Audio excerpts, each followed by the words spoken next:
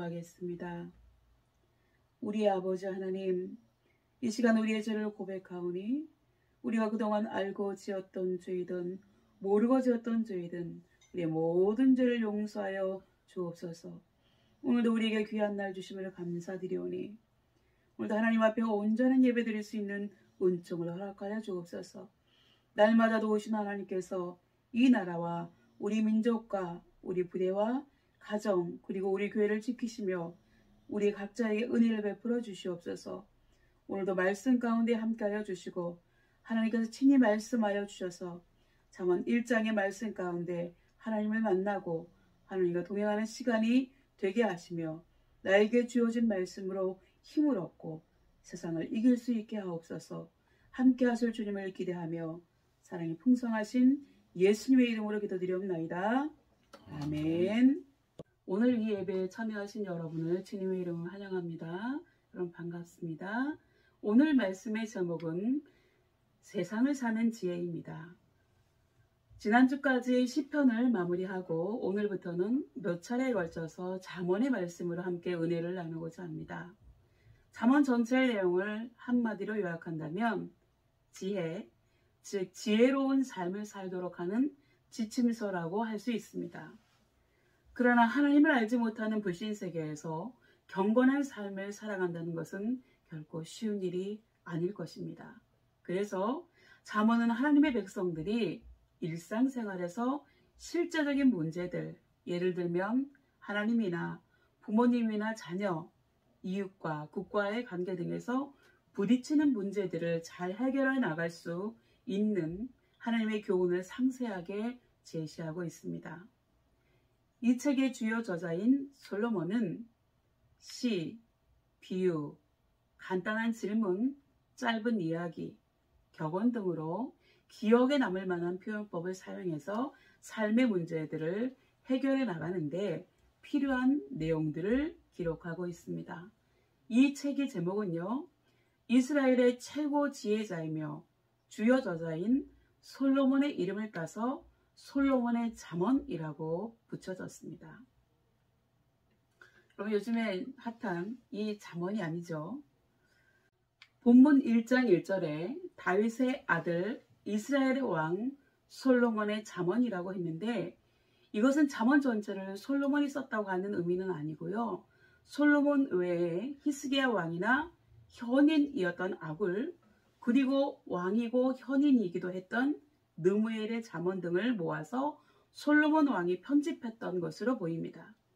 다만 솔로몬이 대표 저자이었기 때문에 제목을 솔로몬의 잠언이라고 한 것뿐입니다.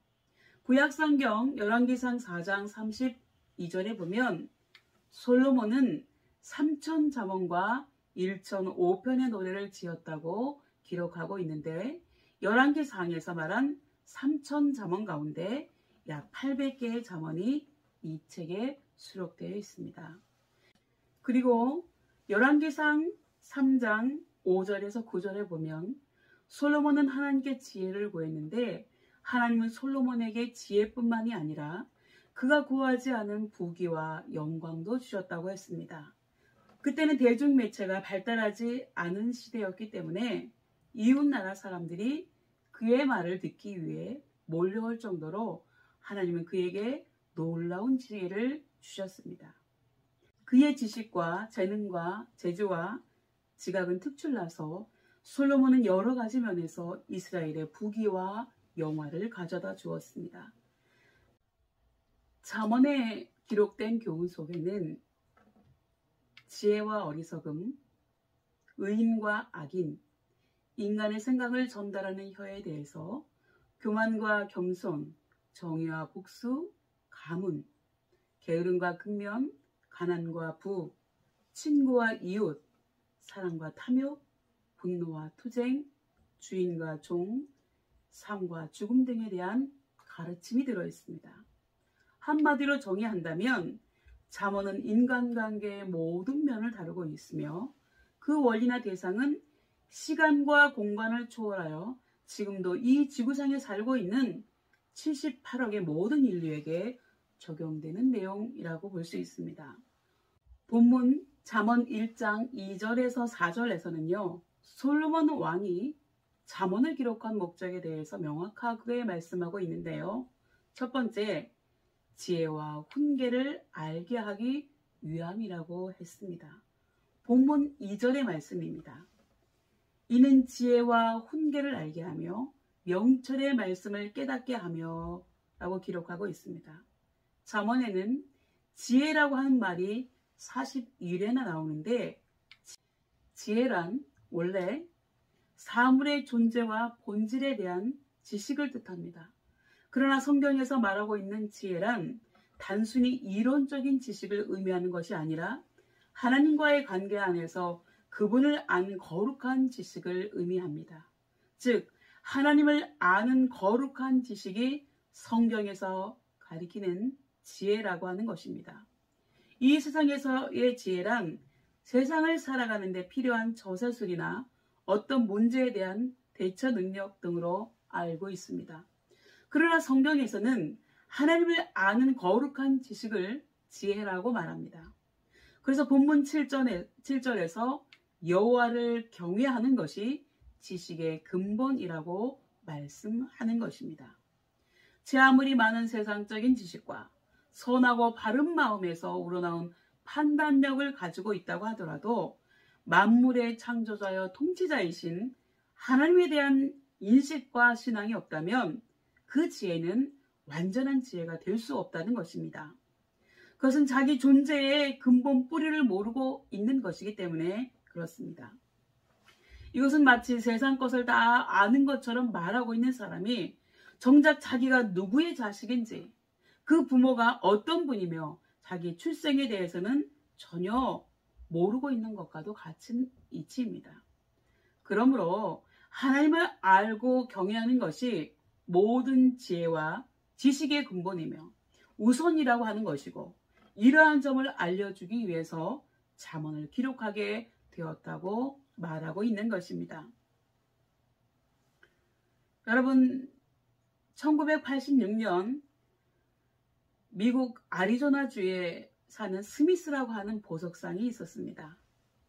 하루는 그가 전시회장에 들렀다가 돌멩이 하나를 보고는 깜짝 놀라지 않을 수 없었습니다. 가격표에는 15불이라고 쓰여져 있었지만 그가 가만히 들여다보니까 그것은 보통 돌멩이가 아니라 값비싼 보석 사파이어의 원석이었던 것입니다. 그래서 그는 전시회장의 주인을 찾아서 물었습니다. 이게 정말 15불입니까? 그랬더니 주인은 오히려 너무 비싸다는 줄 알고 5불을 더 깎아주겠다고 하는 것이었습니다. 그래서 보석상 스미스는 10불을 낸 다음에 그 사파이어 원석을 사들고 보석상 가게에 와서 자기가 가지고 있는 기술을 총동원해서 목걸이, 팔찌, 반지 등을 셀 수 없이 많이 만들어서 팔았더니 자그만치 228만 불을 벌었다고 합니다.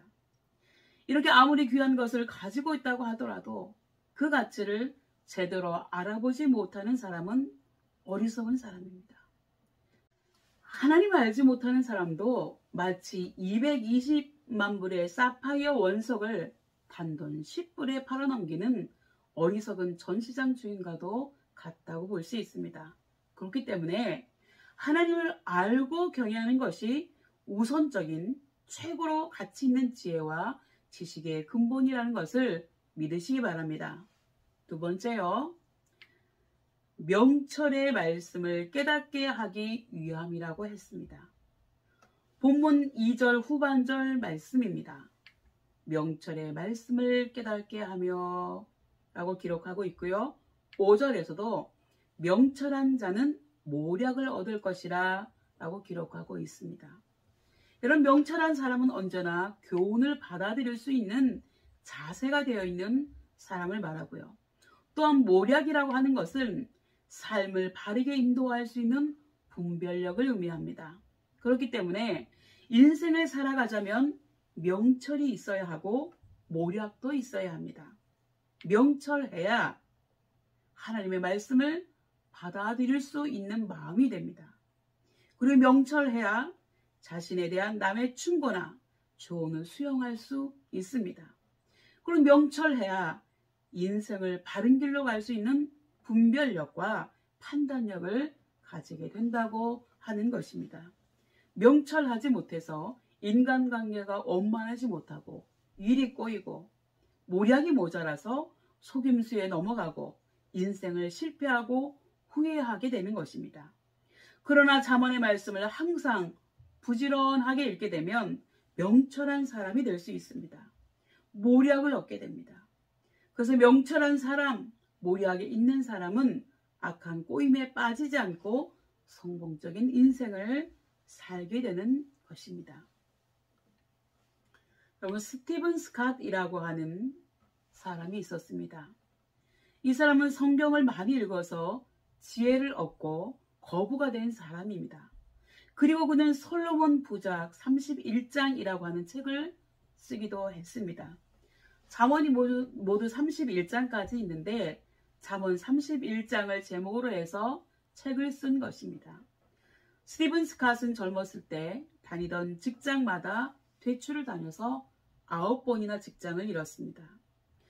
그는 그렇게 암담한 현실 속에서 방황하고 있던 어느 날 백만장자를 만나는 행운을 얻게 되었고요. 그에게 백만장자가 되는 길을 물어보자 그는 이렇게 대답했다고 합니다. 자네 정말 백만장자가 되고 싶나? 그러면 매일 성경의 잠언서를 한 장씩 읽게나. 그렇게 하면 2년 안에 반드시 당신은 당신네 사장보다 똑똑해지고 5년 안에는 엄청난 부자가 될 수 있다네. 이러한 말을 듣고 그는 정말로 그날부터 잠언서를 매일 한 장씩 읽었고 성경이 전하고자 하는 지혜를 간구했다고 합니다. 그리고 그 결과 그는 백만장자의 말대로 세계적인 마케팅 그룹 아메리칸 텔레캐스트의 공동 설립자가 되어서 수십억 달러의 판매량을 달성하게 되었고요. 마침내는 10여 개의 회사를 운영하는 CEO가 되었습니다. 스티븐이 한 것이라고는 백만장자가 한 말대로 매일같이 잠언서를 읽은 것뿐이었습니다. 그리고 그러던 중에 성경을 통해서 성공하는 지혜를 얻은 것이지요. 그러니 여러분도 스티븐처럼 되고 싶다면 스티븐이 했던 것처럼 매일매일 잠언서를 한 장씩 읽으시기 바랍니다. 그렇게 한다면 명철한 사람이 되고 모략을 얻게 되어서 성공하는 사람이 될 줄 믿습니다. 세 번째는요. 지혜롭게, 의롭게, 공평하게, 정직하게 행할 일에 대해서 훈계를 받게 하기 위해서 잠언서를 기록했다고 했습니다. 정의와 공평과 정직을 지혜롭게 실행하도록 훈계를 받는 사람은 성공적인 인생을 살도록 되어 있습니다.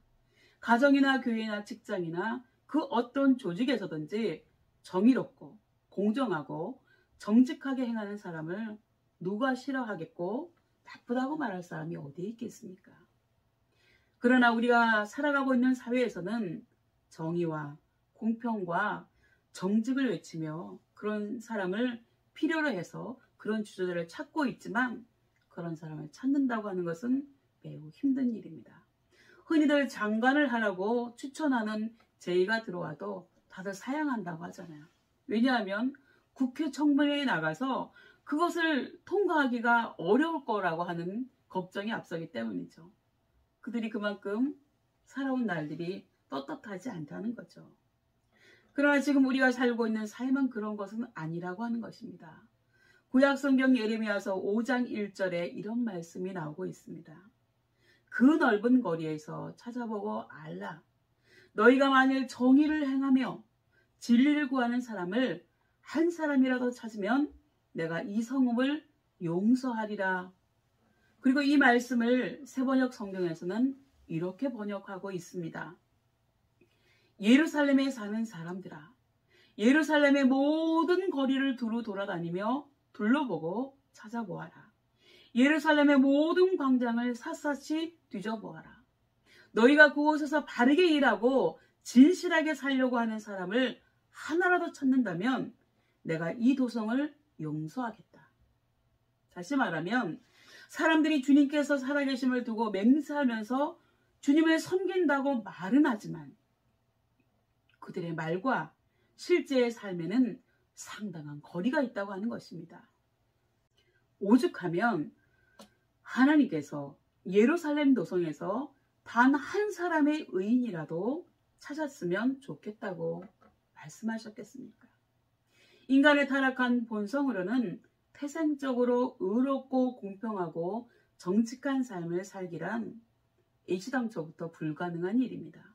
왜냐하면 인간은 태어날 때부터 죄를 짓고자 하는 성향인 죄성을 가지고 태어나기 때문에 그렇습니다. 즉 죄의 유전자를 가지고 태어난다고 하는 것입니다. 여러분, 유대인의 지혜서인 탈무드에는 이런 말이 나옵니다. 나귀는 예루살렘에 가더라도 역시 나귀다 라고 하는 말이 나옵니다. 다시 말해서 나귀가 정말 하나님의 성전이 있는 그 거룩한 예루살렘에 갔다 왔다고 해서 달라지지는 않는다고 하는 것입니다. 나귀가 어디에 있어도 나귀는 단지 나귀일 뿐이라고 하는 것입니다.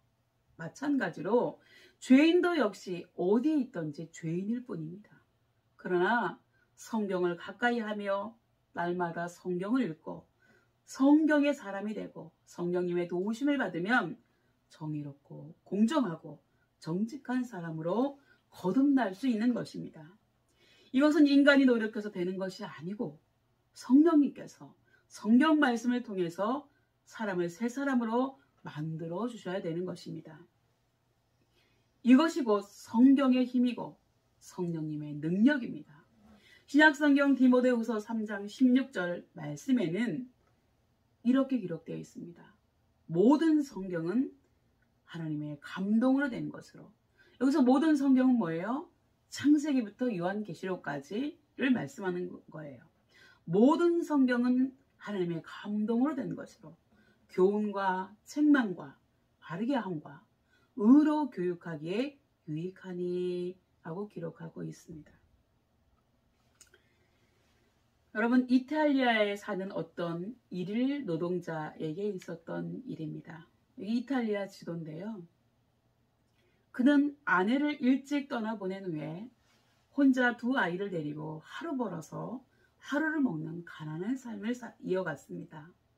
그러던 어느 날 일당을 받아서 어김없이 그것을 가지고 빵 공장에 가서 빵을 사가지고 집으로 돌아왔습니다.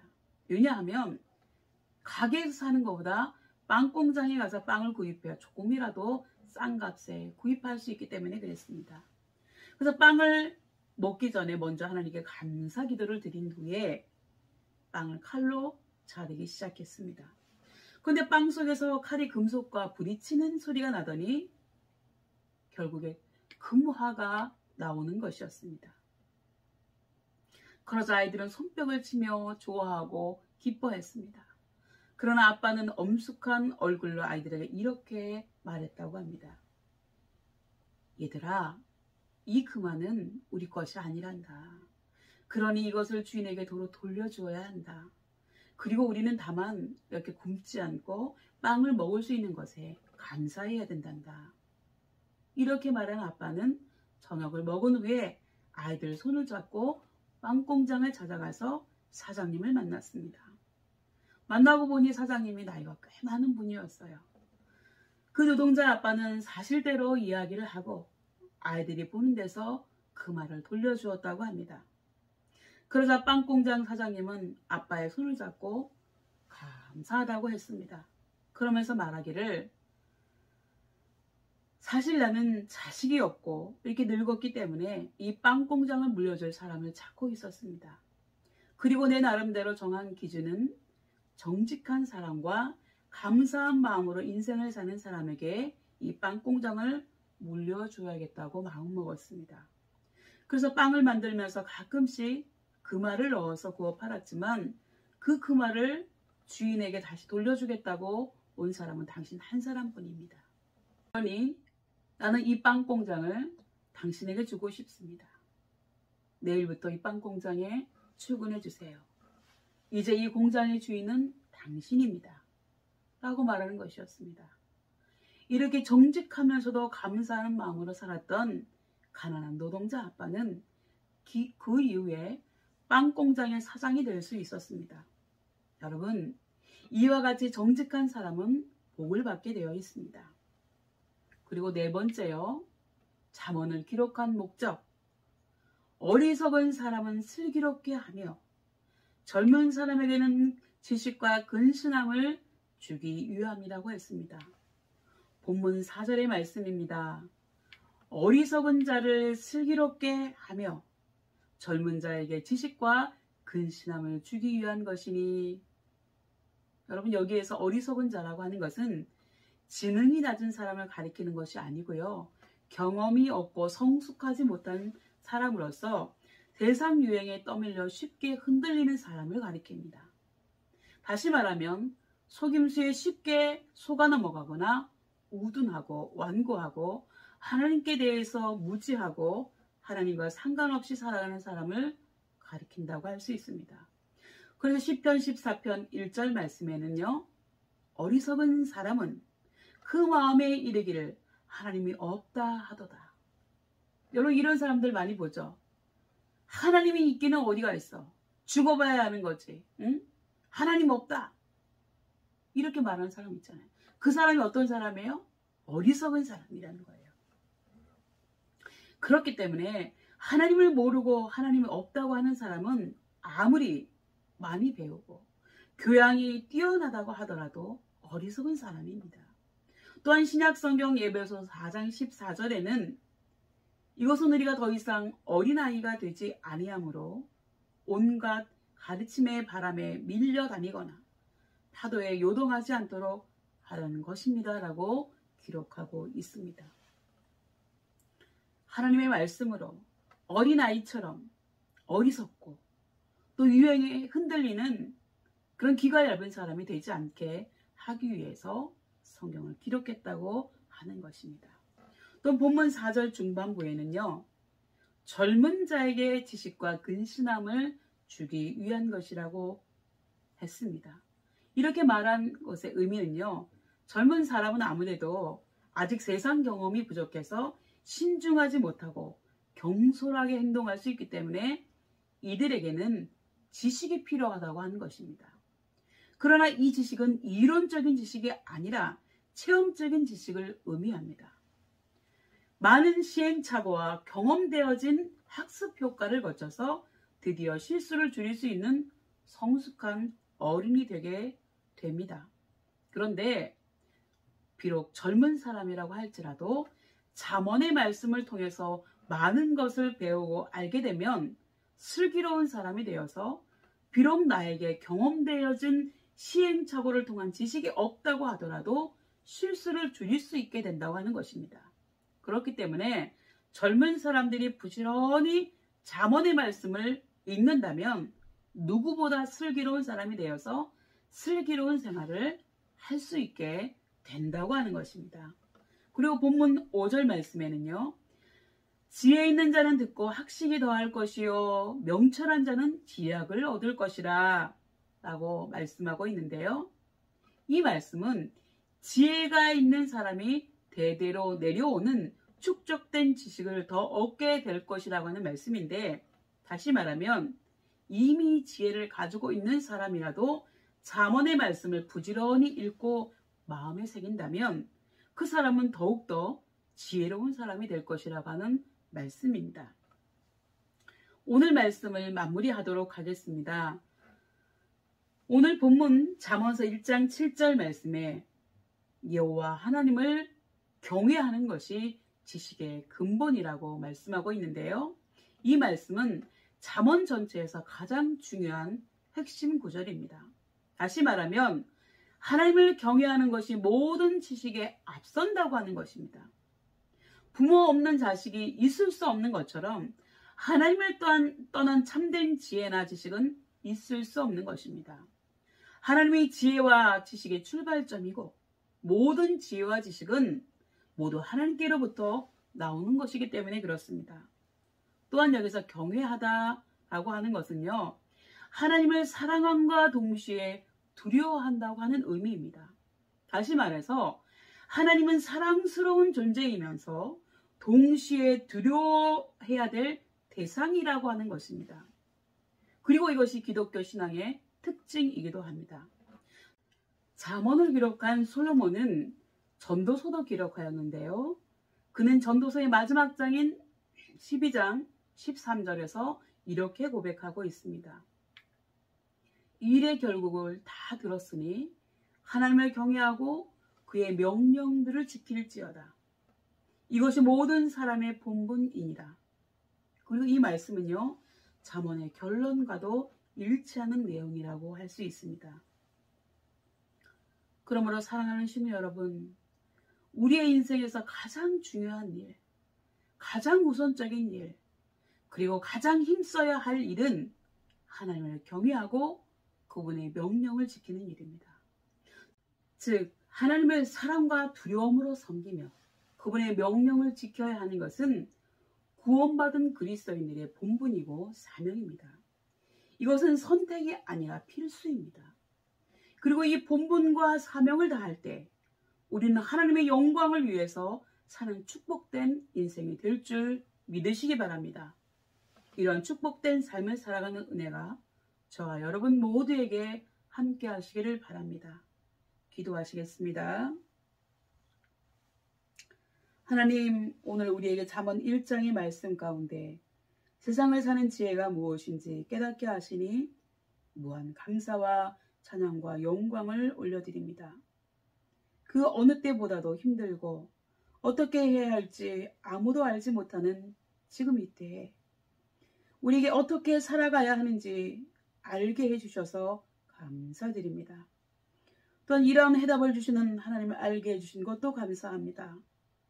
여호와 하나님을 사랑하고 존경하며 그분의 말씀대로 살아가는 것이 지식의 출발점이고 이 세상을 살아가는 지혜의 근본임을 알았사오니 이제 우리들은 더욱더 하나님을 사랑하며 하나님의 명령인 말씀대로 살아감으로 인해 성경을 통해 특히 잠언서의 말씀을 통해서 세상을 살아가는 지혜를 얻게 하시고 그 말씀에 기인해서 복받는 우리 모두가 되게 하여 주옵소서. 모든 영광 주님께 올려드리고 나의 구주 예수님의 이름으로 기도드리옵나이다. 아멘.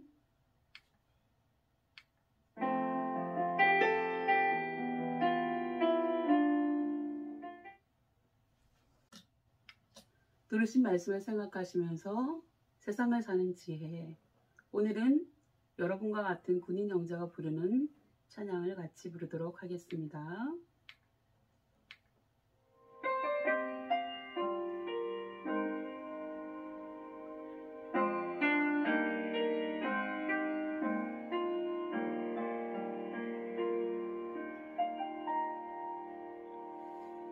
하늘을 볼 겨를도 없이 정신없이 세상을 살다가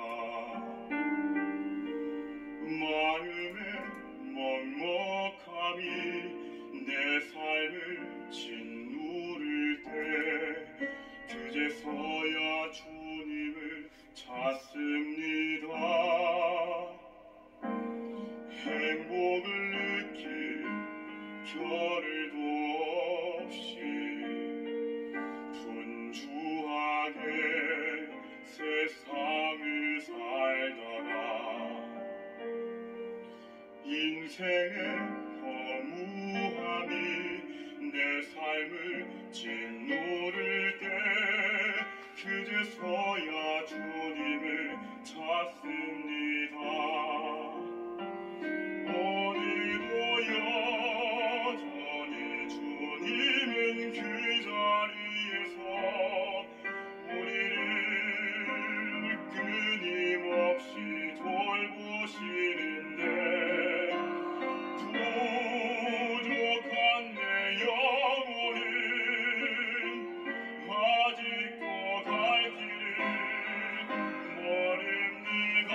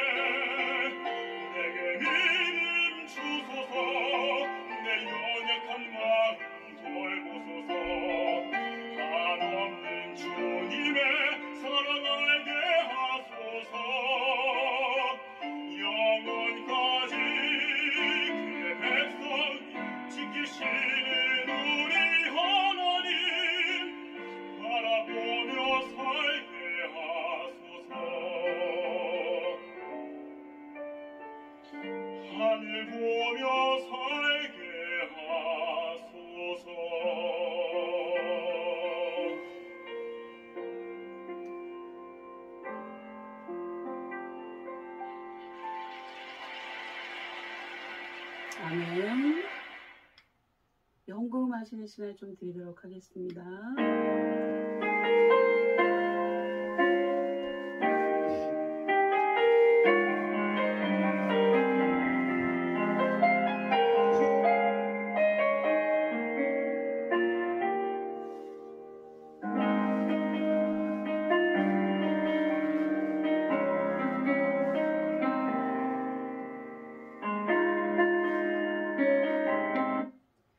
하나님 아버지, 이 시간 우리가 하나님 앞에 예물 올려드렸습니다.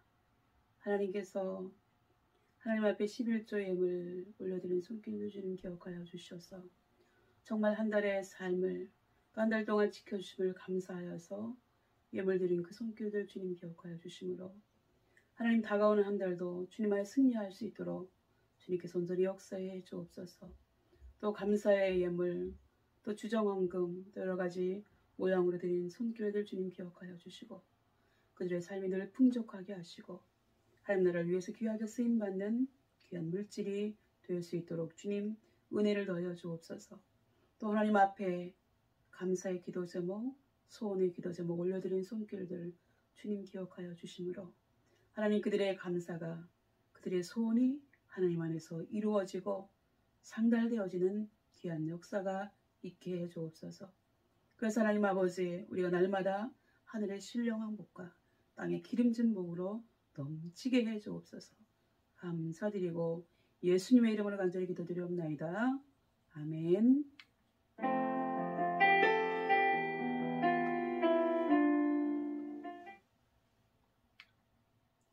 예, 제가 축복기도 하고 예배는 마치도록 하겠습니다.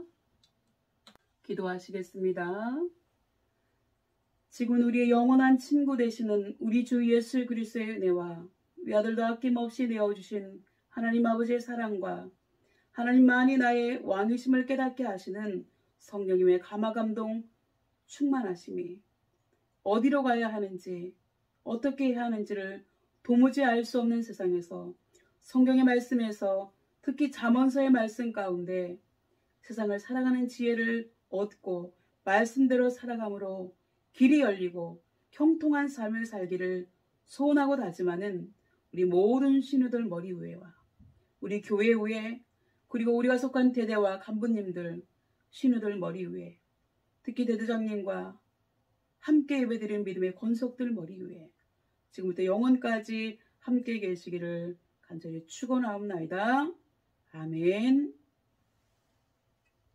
그럼 예배는 마쳤습니다. 다음 주에 뵙도록 하겠습니다. 감사합니다.